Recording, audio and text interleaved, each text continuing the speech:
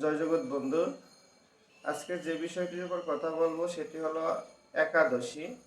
আগামী মঙ্গলবার তথা 5ই আগস্ট 2025 এই একাদশীটি পবিত্রারূপিণী একাদশী নামে পরিচিত। এ সম্পর্কে শাস্ত্রে কি বলা আছে? ভগবান শ্রীকৃষ্ণ যুধিষ্ঠির সংবাদে এই একাদশী সম্পর্কিত বিভিন্ন কথা বলা আছে। শ্রাবণ মাসের শুক্লপক্ষের যে একাদশী সেটি পবিত্রারূপিণী একাদশী নামে পরিচিত।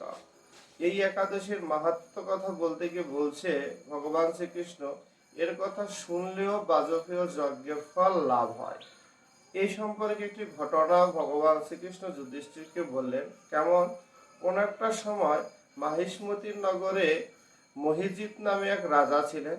তিনি খুবই সম্ভ্রান্ত এবং খুবই দানশীল এবং খুবই উদার মনের বা ধার্মিক ব্যক্তি ছিলেন। তার যশ প্রতিষ্ঠা চতুর্দিকে খুবই ছড়ানো ছিল এবং খুব আনন্দে জীবনযাপন করতেছিলেন। কিন্তু সবকিছুর মধ্যে একটি নিরানন্দ, সেটি হলো কি, তিনি ছিলেন অপুত্র, মানে তার কোনো পুত্র সন্তান ছিলেন না, যার জন্য সবকিছু থেকেও যেন কিছু নেই। এজন্য তিনি খুব বিষণ্ণ থাকতেন, মন খারাপ করে সবসময় অতিবাহিত করতেন।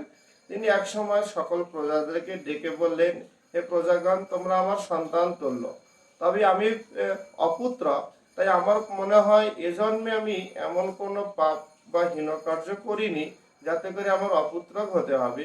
তবে এর ইতিপূর্বের কোনো জন্মে মনে হয় আমি কোনো পাপ কার্য করেছি, যার ফল আমি এই জন্মে ভোগ করতেছি। তাহলে এখান থেকে আমি নিস্তারের উপায়কে তোমরাই সমাধান দাও। তখন কিছু ঋষিগণ তারা কি করলেন, তারা ছুটে গেলেন বনের ভিতরে বিভিন্ন ঋষি মুনিদের কাছে এবং এক সময় গিয়ে তারা দর্শন পায় লোমশ মুনির আশ্রমে। লোমশ মুনি তৎকালীন সময় সবচেয়ে ঋষিবর্গদের মধ্যে সর্বশ্রেষ্ঠ ছিলেন।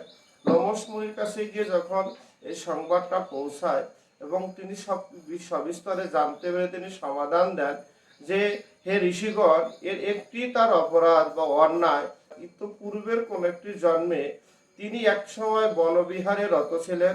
বস্যকুলে তার জন্ম ছিল। বনবিহারে রত থাকার সময় তিনি একটি গাভী এবং তার বাছুরাদি সহ যখন জলপান করতেছিলেন, তখন তিনি তৃষ্ণার্ত তাদেরকে তাড়িয়ে দিয়ে সেখানে জলপান করেছিলেন। সেই পাপের কারণে এই জন্মে তিনি অপুত্রক হয়ে পৃথিবীতে অবস্থান করতেছেন। তখন ঋষিগণ বললেন, হে লোমশ মুনি, এখান থেকে নিস্তারের উপায় কি?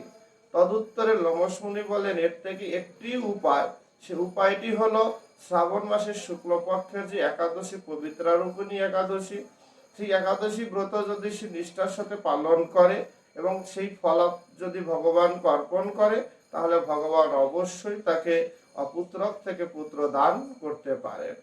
এই সংবাদ ঋষিরা নিয়ে আসলেন লোমশ মুনির কাছ থেকে। এসে সারা রাজ্যব্যাপী এটি ছড়িয়ে দিলেন এবং শুধু রাজাই নয়, সমস্ত ঋষিগণ, সমস্ত প্রজাগণ সহ এই একাদশী ব্রতটি পালন করলেন। পালন করলে সমস্ত ফলাফল মহিজিৎ রাজাকে অর্পণ করলেন, যার প্রভাবে যথাসময়ে পুত্র লাভ হলো। তাই এই একাদশীটি পালন করলে যে পূর্বজন্মের যদি কোনো পাপও থাকে বা অপরাধও থাকে, সেই অপরাধও ক্ষয়প্রাপ্ত হতে পারে বা নষ্ট হতে পারে। তাই পূর্ণ প্রভাবেই যে পাপ লাঘব হয় তার অন্যতম একটি মাধ্যম হলো এই পবিত্রারূপিণী একাদশী ব্রতটি।